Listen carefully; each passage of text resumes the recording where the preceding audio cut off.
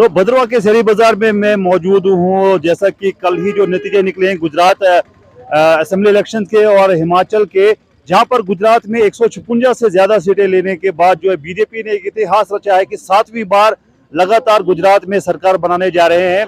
वहीं दूसरी तरफ हिमाचल प्रदेश में एज पर रूटीन एक बार बीजेपी एक बार कांग्रेस, वो रूटीन कामयाब रही। लेकिन आज जो मेरे साथ आप देख रहे होंगे बीजेपी के कार्यकर्ता है भद्रवाह के शहरी बाजार में, तो एक जश्न मनाया गया गुजरात को लेकर, गुजरात के इलेक्शन को लेकर, और ये कहा गया कि ये जो है बीजेपी जो है ऑन ग्राउंड पार्टी है, ज्यादा वोट शेयर हो रहा है, कम नहीं हो रहा। तो ज्यादा जानकारी के लिए चलते मेरे साथ मौजूद है सबसे पहले एडवोकेट मंजीत राजदान जी से पूछते। सर बताइए क्या कहना चाहेंगे आप इस ऐतिहासिक जीत के बाद? देखिए, सबसे पहले मैं आपका मीडिया है उसका बहुत बहुत धन्यवाद प्रकट करता हूं कि आप यहां पर आए। मेरे साथ मेरे मंडल प्रधान जो इस भद्रवाह के युद्धवीर जी हैं, राय सिंह जी हैं, अपने कुशदेव है, महिला मोर्चा की हमारी अध्यक्षा है, अपने बीडीसी के चेयरमैन हैं, और आज यहाँ पर शहरी बाजार के अंदर सैकड़ों हमारे भारतीय जनता पार्टी के कार्यकर्ता थे जिन्होंने गुजरात की जो जीत है उसको उन्होंने मनाया। देखिए, ये सारा श्रेय जो है आदरणीय नरेंद्र मोदी जी को जाता है। मोदी जी के जो काम है, जो प्रो पुअर उनकी पॉलिसीज है, जो 100 से ज्यादा उनकी स्कीमें हैं, आप यकीन नहीं कर सकते कि गुजरात में 60 लाख लोगों को गैस के सिलेंडर मिले। और गुजरात के अंदर जब वो चीफ मिनिस्टर थे, गुजरात मॉडल जो है उसको आज पूरी भारतवर्ष के जो चीफ मिनिस्टर हैं उसको फॉलो कर रहे हैं। तो मोदी जी के जो काम है, उनकी जो एक क्लीन इमेज है, उनके जो काम है, उसको भारतीय जनता पार्टी के लोगों ने वोट दिया है।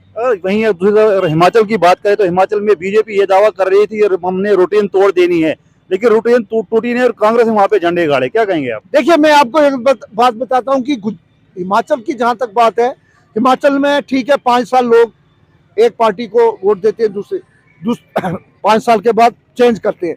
लेकिन इस बार क्या हुआ, एक तो वहां पर पेंशन स्कीम जो थी, ओल्ड एज पेंशन स्कीम, वो एक बहुत बड़ा वहां इश्यू था। क्योंकि अगर ओल्ड एज पेंशन वो देते और पूरे हिंदुस्तान के अंदर जो बाकी लोग हैं उस पर जो है एक्सचेकर पर जो है बोझ पड़ता, उसकी कमिटमेंट भारतीय जनता पार्टी के लोगों ने नहीं की।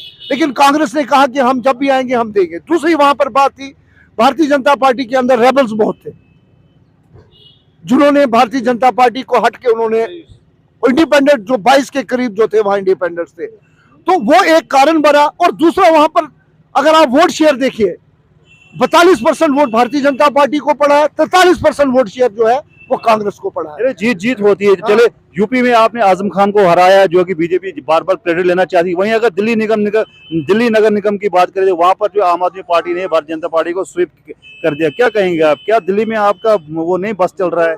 देखिए, मैं जहां तक दिल्ली की बात कहता हूं, दिल्ली में आज पहली बार जो है तमाम एमसीडी, 3 एमसीडी थी, उनको इकट्ठा करके एक एमसीडी बनी। दिल्ली के अंदर भारतीय जनता पार्टी ने 103 के करीब सीटें ली है और आम आदमी पार्टी को 130, बड़ी मुश्किल से वो मेजॉरिटी को उन्होंने क्रॉस किया है। वहां पर जो केजरीवाल जी हैं, उन्होंने गलत लोगों को फ्री बिजली, फ्री सड़क, पानी, फ्री बिजली देने का एक वादा किया और आम जो है लोग जो है, गरीब जो लोग हैं वो उनके लोभ में आ गए। वो जो चीज है आपने देखा, सुप्रीम कोर्ट ने भी इसके बारे में बहुत सीरियस नोट लिया है कि जो फ्री बीज है, जो मुफ्त जो बातें करते हैं कि हम फ्री देंगे, बिजली देंगे, फ्री सड़क देंगे, ये देंगे, पानी देंगे, वो स्टेट एक्सचेकर पे एक बहुत बड़ा बोझ जो है वो पड़ता है। ये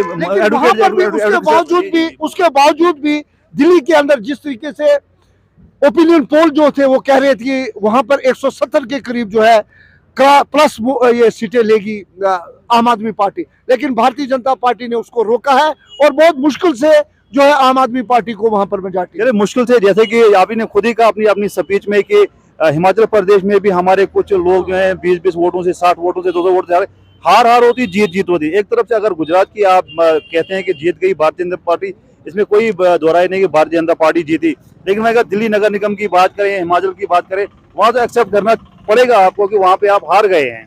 देखिए, जहां तक लोगों का मैंडेट है उसको डेमोक्रेसी है, डेमोक्रेसी में लोग जिसको वोट देंगे वो मानना पड़ता है क्योंकि ये डेमोक्रेसी है। इसमें अगर लोगों ने कांग्रेस को चुना है वहां पर, उसका हम वेलकम करते हैं। और वहां की जो कल आपने वहां के जो चीफ मिनिस्टर है उनका आपने प्रेस कॉन्फ्रेंस सुनी होगी, उन्होंने कहा कि हिमाचल के लिए हम काम करते रहेंगे और जो कंस्ट्रक्टिव अपोजिशन है उसका जो रोल है वो हम निभाते रहेंगे। और उन्होंने मतदाताओं का जो है उनका वेलकम किया, उनका शुक्रिया अदा किया कि उन्होंने हमें वोट दिया, 5 साल के लिए पहले उन्होंने दिया, और फिर भी आज कुछ भी हो फिर भी वहां पर भारतीय जनता पार्टी ने 25 चलिए बहुत युधिष्ठिर जी, क्या समझते हैं कितना जरूरी था ये इस वक्त जो इलेक्शन हुए, नतीजे जो सामने आए, तो क्या समझते हैं कि अगर हम जिला डोडा की बात करें तो भारतीय जनता पार्टी को कितना हौसला मिला है इन चीजों से जो गुजरात में एक ऐतिहासिक जीत हुई है? बिल्कुल आप ठीक बोल रहे हैं, क्योंकि हमें बहुत हौसला है। हमें यह पता था कि गुजरात जीतेंगे हम, लेकिन गुजरात इतनी बड़ी विक्ट्री से जीतेंगे इतना हमें भी मतलब वो नहीं था। हिमाचल में खुद जो हिमाचल की बात हम करने जा रहे हैं, जैसे एडवोकेट साहब ने बोला, हमारे 23 जो है अराइवल जो बीजेपी के थे वो खड़े हुए और उन्हें वोट काटा। एक जो कैंडिडेट है 34 वोट से आ रहा है, कोई 100 से आ रहा है, कोई 150 से आ रहा है, लेकिन हार होती है ऐसी बात नहीं है। लेकिन हम चाहते थे रिवाज बदलना, नहीं बदल सके, लेकिन वोट शेयर बढ़ा है हमारा हिमाचल में। इसमें आप देखें पार्लियामेंट की जितनी 4 सीटें हैं वो बीजेपी ले जाएगी आने वाले टाइम में। और यहाँ की जो डिस्ट्रिक्ट डोडा की आप बात कर रहे हैं, हम आपको दावे से बोल रहे हैं कि डिस्ट्रिक्ट डोडा की जो 3 सीटें हैं तीनों में हम कब्जा करेंगे, ये गारंटी। आज की डेट याद रखना आप थोड़ी सी। जैसे गुलाम नबी आजाद को आप किस नजरे देखते हैं? उनको तो बोला जाता है वो जो बीजेपी के जो है डी टीम है, तो क्या समझते हैं गुलाम नबी आजाद भी जो इसमें है, श्रेणी में है, वो भी रण इसमें है, लाइन में है कि वो भी यहाँ से सीटें निकाल सकेंगे, या फिर वो इनडायरेक्टली आपको सपोर्ट कर रहे हैं? नहीं, ऐसी कोई बात नहीं है कि गुलाम नबी आजाद हमारी बी टीम है या क्या है, वो हमने जानते हैं हमारी बीजेपी है और हम बीजेपी से ही चुनाव लड़ेंगे। वो चाहे ए हो बी हो सी, हमें उससे कोई लेना देना नहीं है, लेकिन उनका अपना ही है। वो कांग्रेस में थे, वो कांग्रेस से क्यों भागे वो वही जाने, वही अपना सवाल। वो कितनी सीटें ले सकते हैं? युधिष्ठिर जी, भारतीय जनता पार्टी का एक सपना है, देखो 370 तो भारतीय जनता पार्टी ने तोड़ दिया, स्टेट को यूटी बना ले। अब जो भारतीय जनता पार्टी का सपना है वो चीफ मिनिस्टर, क्या आपको लगता है कि भारतीय जनता पार्टी जम्मू कश्मीर पे अपना चीफ मिनिस्टर बना सकती है? देखें, जो बीजेपी बोलती है वो तकरीबन 99% ठीक उस पर उतरती है, क्योंकि बीजेपी का एक मुझे लगता है लक्ष्य है। उन्होंने ये सोच कर ये बोला है कि हम 50+ करेंगे। उन्हें अपना जो कश्मीर से याद रखने, इस वक्त कश्मीर से 6 से 7 सीटें इस वक्त बीजेपी लेने जा रही है। उनका इस वक्त सुनील शर्मा जी हमारे वहाँ के प्रभारी हैं, वो दिन रात काम करते हैं, अशोक कौल जी काम कर रहे हैं, रविंद्र रैना जी काम कर रहे हैं।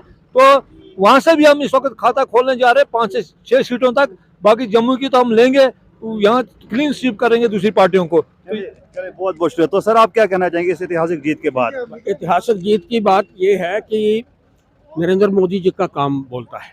नरेंद्र मोदी जी ने ये 7वीं बार भारतीय जनता पार्टी उन्होंने वहाँ पर हुक्मरानी की है इतनी देर में, लेकिन जब तक वहाँ मोदी जी 15 साल रहे, उन्होंने विकास का काम वहाँ बहुत किया, जिसकी वजह से आज जो है इतनी क्लीन हो गई बाकी कांग्रेस। और आपने देखा कि केजरीवाल जी कहते थे कि सीबीआई की रिपोर्ट्स आ गई है, हम यहाँ पर गवर्नमेंट बनाने जा रहे हैं। केजरीवाल जी बिल्कुल झूठ बोलते हैं, सरासर झूठ बोलते हैं। आपने देख लिया कि उनको 4 सीटें वहाँ मिली। तो अगर हम बात करेंगे अपने लोकल इश्यूज की, बदरवा में आप कितना मजबूत समझते हैं भारतीय जनता पार्टी को? क्योंकि कभी भी इलेक्शन हो सकते हैं। हाँ, कभी भी हो सकते हैं, 23 में या 22 तो अब खत्म है, तकरीबन 23 में कभी भी यहाँ पर इलेक्शन होगा, और ये पक्का होगा। इलेक्शन जो है यहाँ 23, क्योंकि 24 में तो पार्लियामेंट के इलेक्शन है, इसलिए 23 में इलेक्शन होना है, इसमें कोई। तो सर आप क्या कहना चाहेंगे इस ऐतिहासिक जीत के बाद जो भारतीय जनता पार्टी ने दर्ज की? ये एक ऐतिहासिक जीत है और इसका असर जो है ना सारे हिंदुस्तान में है, क्योंकि मोदी जी का एक सपना था, उन्होंने एक ऐसी नींव रखी हुई है गुजरात में, उसी पर सारा हिंदुस्तान जा रहा है। और रात को आपने टीवी पर सुना होगा कि मोदी जी जो है इस वक्त इंडिया की जो पोजीशन है वो 3रे नंबर पर है। लोगों में इतनी महंगाई है, लेकिन हिंदुस्तान में ये ठीक चल रहा है।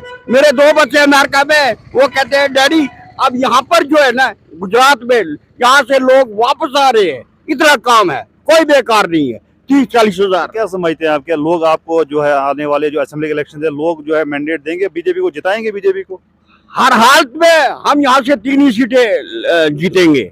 और खास करके यहाँ पर जो काम हुए, आपने देखा कैंसर की जगह पर सड़क पहुंची हुई है, कैंसर में यहाँ पर। और हमारे जो है गद्दी शिप्पी भाई जो है, हर जगह इतनी डेवलपमेंट हो रही है, और लोगों को इतने मकान, पहले पंचायत में 2-2 मकान आते थे, आजकल 100-100 मकान जो है वो बन रहे हैं, बाथरूम बन रहे हैं, ओल्ड एज पेंशन मिल रही है, गैसें मिल रही हैं, इतना काम जो है आपने देखा। चलिए चलिए बहुत अभी हमारे साथ बीडीसी चेयरपर्सन ओमी चंद जी हैं। सर क्या कहना चाहेंगे आप जो ऐतिहासिक आपने जो ये कवरेज की आज की इस खुशी के बारे में, बहुत ही खुशी की बात है। लेकिन ये सब अगर मोदी साहब ने वहाँ पर शुरू से गुजरात में इतनी तरक्की की, लोगों को हर चीज़ की फैसिलिटी दी, तो वही एक बेसिक ग्राउंड बना था जिसकी वजह से आज जो है 156 तक सीटों की जो है तो कामयाबी हासिल की। तो ये है कि लोगों को काम चाहिए, अगर लोगों को काम होंगे, उनके जो भी मसले होंगे वो हल होंगे, तो लोग जो है तो उसी पार्टी को वोट देते हैं। तो यहाँ पर भी हम पूरी कोशिश कर रहे हैं, लेकिन और भी करना बहुत ज़रूरी है। तो इसके बाद जो है तो यहाँ पर भी हमारी कामयाबी होगी। चलिए बहुत बहुत शुक्रिया। तो ये थे बीजेपी के लोग जिनसे हमने बात की, जिन्हें शहरी बाजार भद्रवाह में आज जश्न मनाया, अपनी जीत जो है गुजरात में जो ऐतिहासिक जीत रही है उस पर जो है जश्न मनाया। और वहीं जो है हिमाचल के इलेक्शन में उनको हार मिली है, दिल्ली जो है नगर निगम में भी उनको हार मिली है। तो अब आने वाले वक्त में देखा जाएगा कि भद्रवाह में जो है बीजेपी कैसा परफॉर्म करती है और बीजेपी जो है किस तरह से यहाँ पर चाहे जीतती है या हारती है वो जनता के हाथ में है। बहरहाल हम आपको ऐसी ऐसी और भी न्यूज़ देते रहेंगे। आप देखते रहे नासिर के साथ। शुक्रिया, खुदा हाफिज़।